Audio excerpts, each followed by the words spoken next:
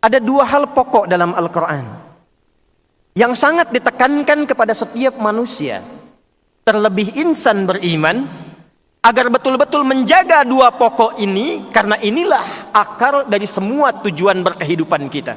Tidak diciptakan manusia kecuali untuk mewujudkan dua tujuan pokok ini.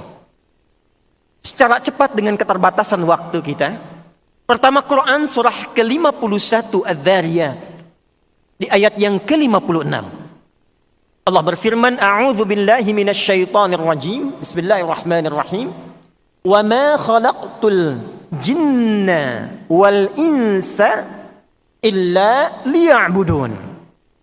Wa ma khalaqtul jinna wal insa, dan tidaklah, kata Allah, aku ciptakan jin dan manusia itu illa liya'budun, kecuali untuk menjadikan semua aktivitasnya, kegiatan hidupnya sebagai ibadah, sebagai penghambaan kepadaku.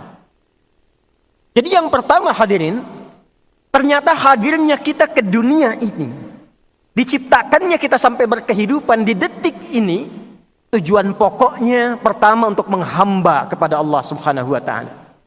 Kita ini hamba.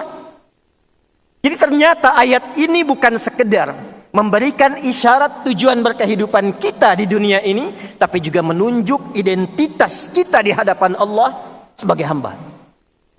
Dan karena inilah kita tercipta. Ada persoalan besar ketika makhluk bernama Azazil dari kalangan jin yang sangat dihormati di alam langit, bahkan sampai malaikat pun menghormatinya. Ibadahnya luar biasa, zikirnya tinggi. Tapi ketika dia bergeser dari fitrah kehidupannya, misi hidupnya untuk menghamba kepada Allah, maka berubah namanya dari hamba yang taat, jin yang taat, Azazil yang terhormat di alam langit, berubah menjadi iblis. Quran surah ke-18 Al-Kahf di ayat ke-50.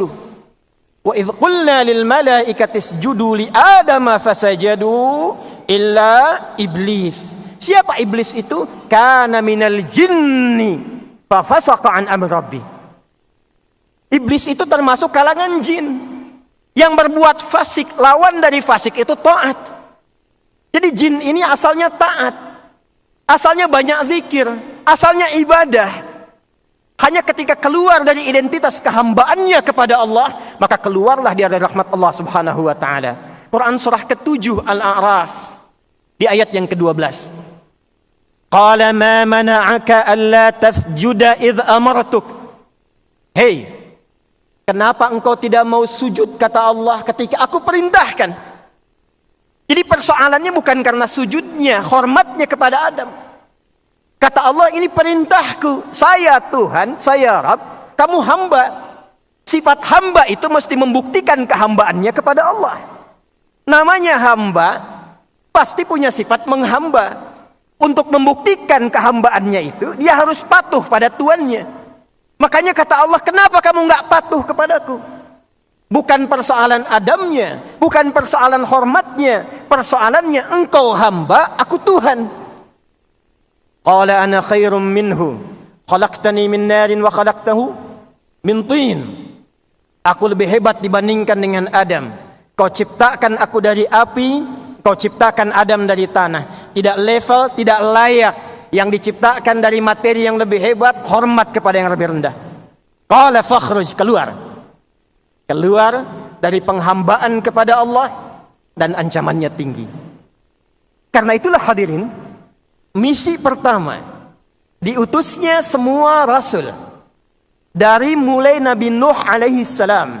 Karena Adam Nabi, Nuh diutus pada kalangan umat pertama. Sampai Nabi Muhammad sallallahu alaihi wasallam, misi yang paling utama, yang paling pokoknya, menerangkan, mengingatkan kembali penghambaan kita kepada Allah Subhanahu wa ta'ala. Jangan sampai tidak sadar sampai detik ini bahwa kita itu hamba. Kita akan pulang, kita akan meninggal, dan mempertanggungjawabkan penghambaan kita di hadapan Allah Subhanahu wa ta'ala. Karena itulah, untuk membuktikan penghambaan kita kepada Allah, diperintahkanlah dengan turunan dari ibadah itu yang diantaranya disebut dengan salat. Dan jangan salah Pak, Ibu, Semua nabi salat. Semua rasul salat. Nabi Musa ketika diperintahkan oleh Allah saat menerima risalah, itu kalimatnya terikat penghambaan kepada Allah dengan salat. Quran surah ke-20 Taha ayat yang ke-14. Innani anallah la ilaha illa ana fa'budni. Kata Allah, saya tegaskan saya Allah. La ilaha illa ana, enggak ada Tuhan yang layak dipertuhankan kecuali saya. Ketika engkau mempertuhankan saya, kata Allah, engkau hamba. Fa'budni, maka buktikan penghambaanmu dengan menyembahku. Bagaimana caranya ya Allah? Wa aqimis salata li dzikri. Tunaikanlah salat supaya engkau ingat engkau itu hamba. Karena itu Nabi Musa salat. Nabi Isa salat. Wa ja'alani mubarakan aynama kuntu wa awsani bis salat. Nabi Zakaria salat. Quran surah ketiga ayat 38 sampai 39. Ayat 39-nya, fanadatul malaikatu wa huwa qa'imun yusalli fil mihrab. Nabi Ismail, kakek moyangnya Nabi Muhammad SAW ke-29 salat, bahkan minta keluarganya salat. Wa kana ya'muru ahlahu bis salah. Quran surah 19 ayat ke-55. Dan tahukah Anda, saya, kita semua, Nabi Muhammad SAW menerima perintah salat, itu kalimatnya dengan hamba. Statusnya hamba bukan rasul. Statusnya hamba bukan nabi. Quran surah ke-17 ayat yang pertama. Subhanalladzi asra bi'abdihi, bukan binabiyhi, bukan birasulihi, bi'abdihi lailan minal masjidil haram ilal masjidil aqsa alladzi barakna haulah. Karena itu di syarahnya Sahih Muslim nomor 162 itu perjalanan menuju Allah sampai menerima perintah salat untuk menegaskan status kita sebagai hamba. Karena itulah dalam salat kita menegaskan diri kita hamba. 17 kali kita bacakan iyyaka na'budu wa iyyaka nasta'in. Apa kaitan dengan siam Ramadan?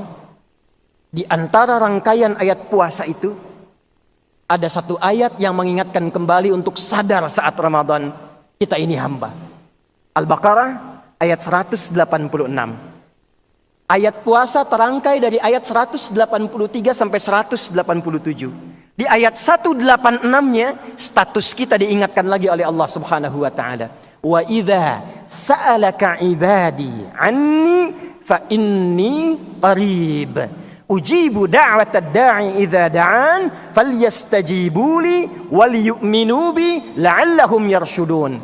Dan Muhammad sallallahu alaihi wasallam, jika ada di antara hamba-hambaku bertanya padamu untuk berdoa, minta, mohon padaku. Ini ayat menengahi pertengahan ayat Ramadan. Seakan memberi pesan kepada kita sebagai penutup tausiah ini. Coba renungkan diri kita sampai Ramadan ini. Temukan hakikat kehidupan kita. Jangan-jangan selama ini sukses dunianya, Masya Allah. Hartanya luar biasa. Ada yang menyebut dengan crazy rich. Mobilnya, rumahnya mewah, karirnya sukses, kedudukan tinggi, tapi nggak salat, nggak punya nilai di hadapan Allah. Anda ilmu tinggi, nggak salat, nggak ada nilai di hadapan Allah. Jabatan tinggi, nggak salat, nggak punya nilai di hadapan Allah. Karena itu setan, hadis Muslim nomor hadis 81 dari sahabat Abu Hurairah radhiyallahu taala anhu qala Rasulullah sallallahu alaihi wasallam idza qara ibnu adam as-sajadata fasajada i'tazala asy-syaitanu faqala wailul li. Di Sunan Ibnu Majah, wailah. Kalau ada anak Adam kemudian baca surat As-Sajdah kemudian sujud dia, setan lalu menepi dan dia menangisi dirinya berkata, celaka aku, celaka aku. Umir ibnu Adam liyasjuda fasajada fadakhala al-jannah ay falahul jannah wa umirtu an asjuda fa abaitu fa alayya an-nar. Anak Adam disuruh sujud, dia sujud, selamat, dia masuk surga. Aku dulu pernah diminta menghamba kepada Allah untuk sujud, aku menolak, maka bagiku neraka. Karena itu hadirin, jaga salat. Karena status ini akan menentukan keadaan kita di hadapan Allah Subhanahu wa taala. Al-farqu bainal mu'min wal kafir tarkus salah. Kata Nabi, perbedaan utama insan beriman yang taat dengan orang yang ingkar di hadapan Allah itu salatnya. Wa qala Rasulullah sallallahu alaihi wasallam, "Inna awwala ma yuhasabu bihi al-'abdu yawmal qiyamati as-shalah. Idza salahat salahal jasadu kullu, salahat sa'iru 'amali, wa idza fasadat fasadat sa'iru 'amali." Amal pertama yang akan dihisab oleh Allah di hari kiamat kelak adalah salatnya. Jika salatnya benar, maka indikator baik untuk semua amal lainnya. Tapi jika salatnya bermasalah, maka ada masalah besar untuk amalan-amalan yang lainnya.